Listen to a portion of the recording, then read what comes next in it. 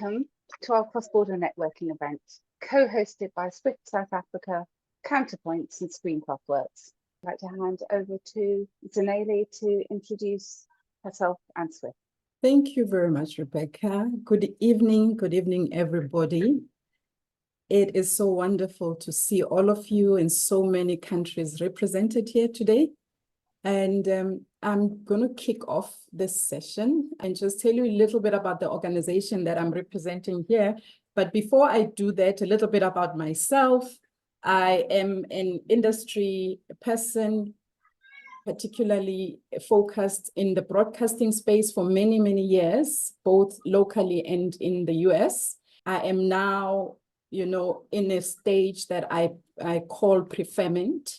Not retirement yet, but preferment, where I do what I prefer to do. And so I lecture, I mentor, I'm part of Swift, I wear a lot of hats, and it's a great time to be able to choose, the projects that matter to you, the projects that are fulfilling, inspirational to you, and quite, where you are able to give back.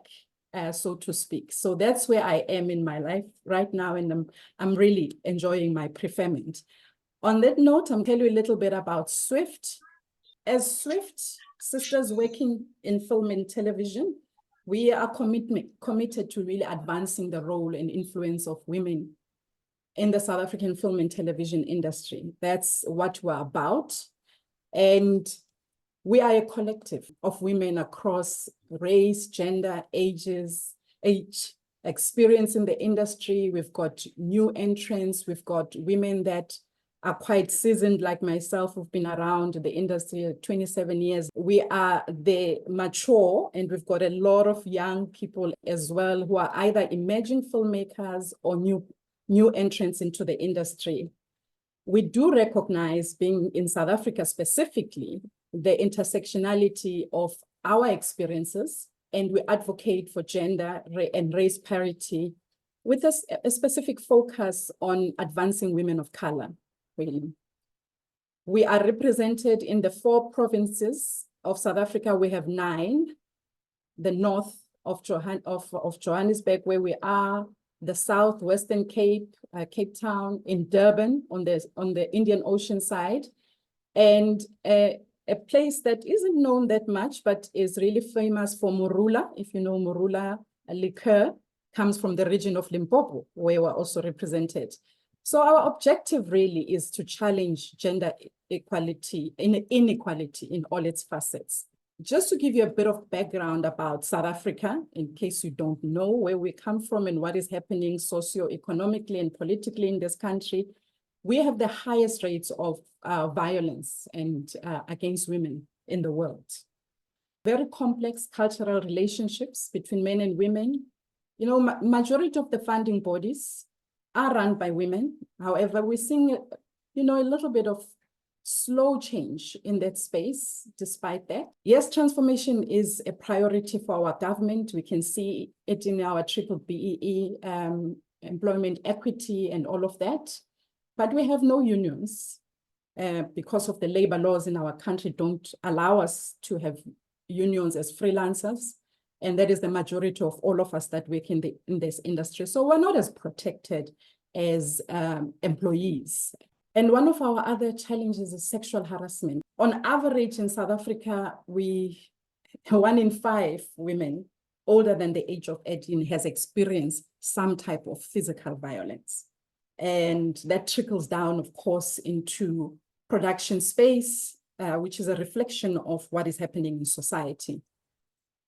Against that background, Swift women came together in Durban in 2016, and to really talk about our shared experiences and challenges in the industry because of the environment that we operate in. And before we even started anything, we felt as an organization, we've got to conduct research so that we know what the priorities of the organization would be. So, the research which was conducted together with the National Film and Video Foundation, which is an agency of government that is tasked with developing and promoting the South African film and television industry, that research really crystallized what the challenges were. And part of the challenges were lack of ownership for women. Very few women really own the means of production.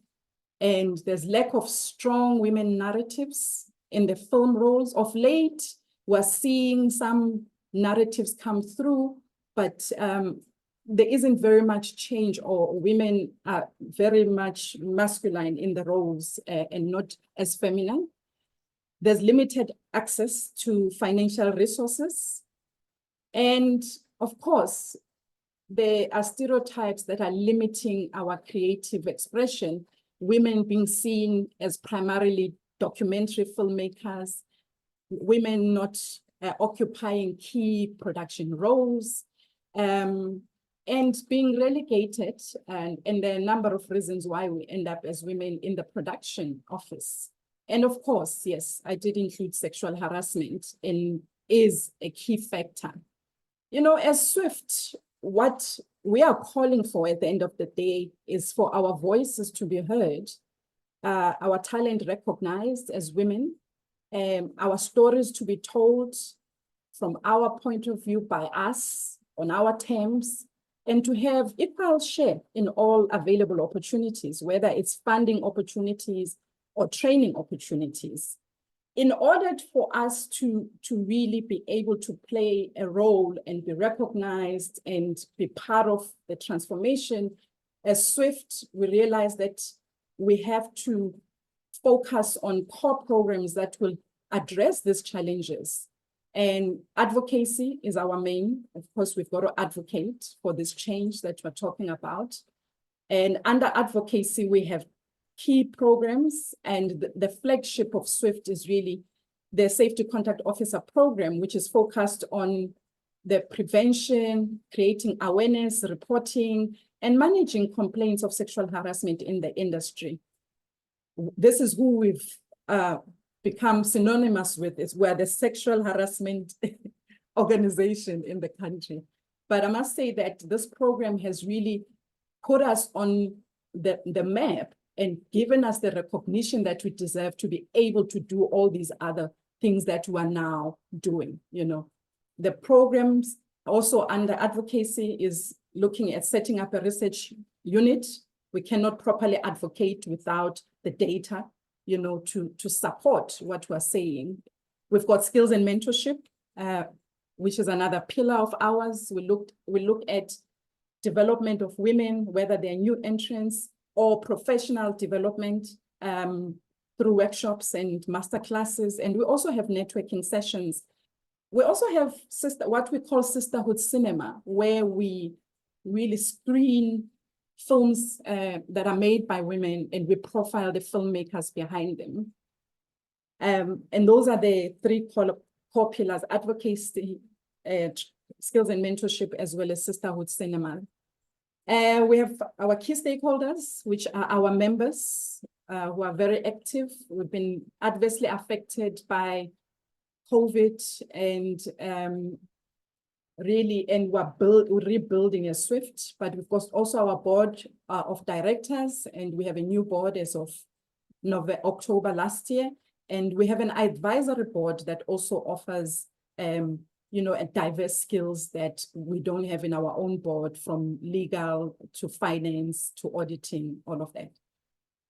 National and provincial government agencies that support us, such as the National Film and Video Foundation, the Gauteng Film Commission, and of course, the Department of Sports, Arts and Culture, that has been assisting us with the capacity to be able to run this organization. And of course, partnerships such as yourselves at ScreenCraft Works and locally, internationally, we're building those networks.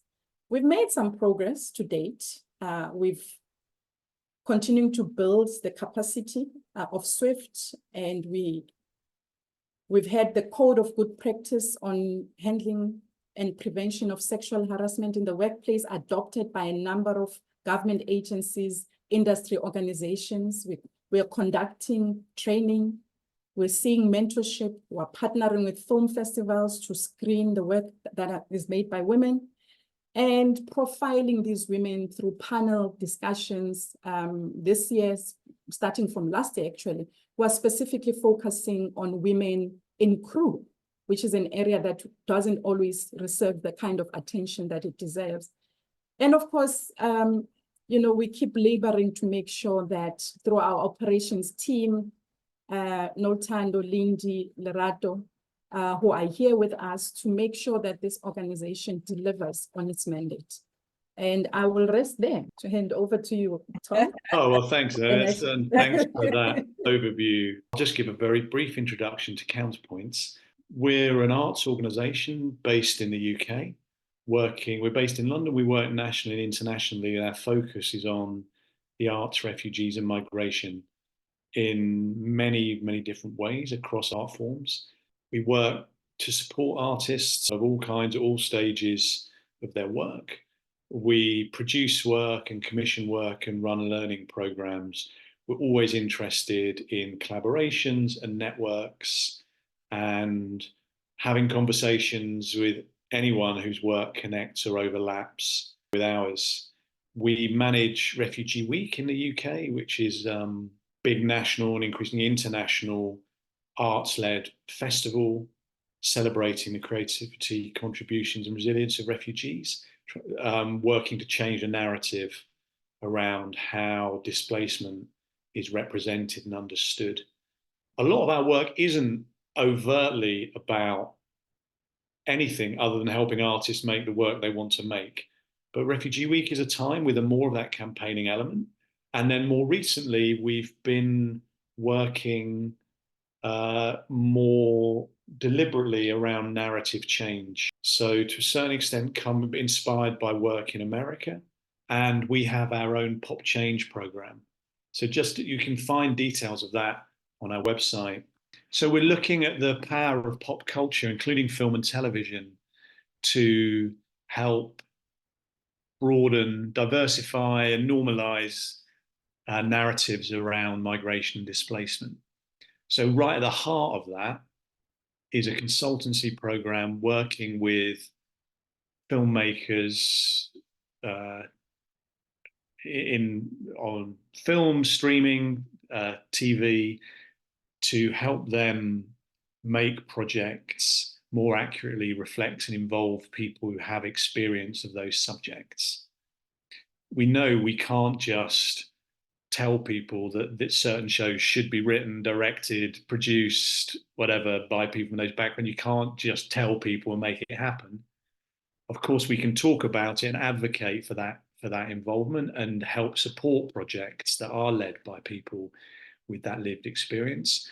But we also know there are projects that are well underway and they often realize a bit too late that they need a bit of guidance. And this has always happened in an ad hoc way. So we've been developing consultancy for people generally from creative backgrounds who can in an organized way can get involved in projects and help make them authentic and generally better. We also see that as a way of getting people access to the industry, to contacts, and ultimately with opportunities to make their own projects. So obviously that work is completely international.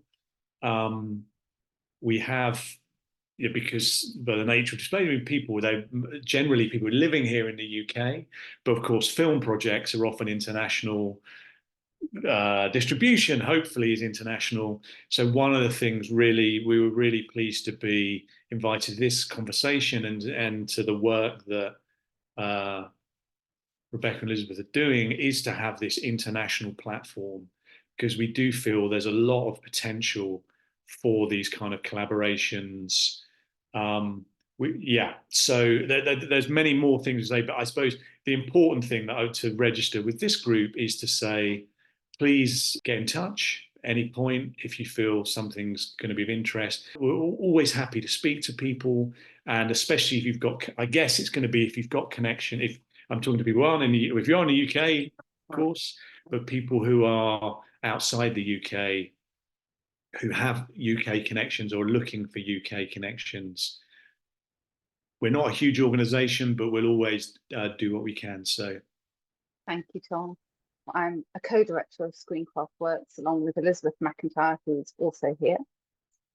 ScreenCraft Works is an international community of cross-border mentoring, talks and networking, and we support underrepresented production and post-production talent in film and TV.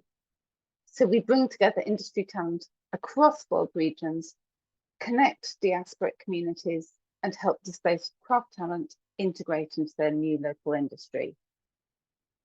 We have 3 core programs. So cross-border mentoring is a 9-month scheme connecting underrepresented production and post-production talent with an industry mentor from a different country to share knowledge and experience, widen networks, and bring new cultural perspectives.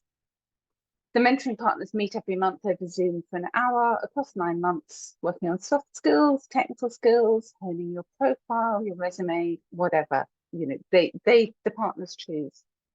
And we've had 3 cohorts of mentoring partnerships over the last 2 years, 55 pairings, 55, so 110 people. Both mentors and mentees get a lot out of these meetings, learning from each other. The mentees gain confidence and learn new skills and ideas, and we're really thrilled at the feedback we're getting from mentees and mentors. We also have our cross-border talks.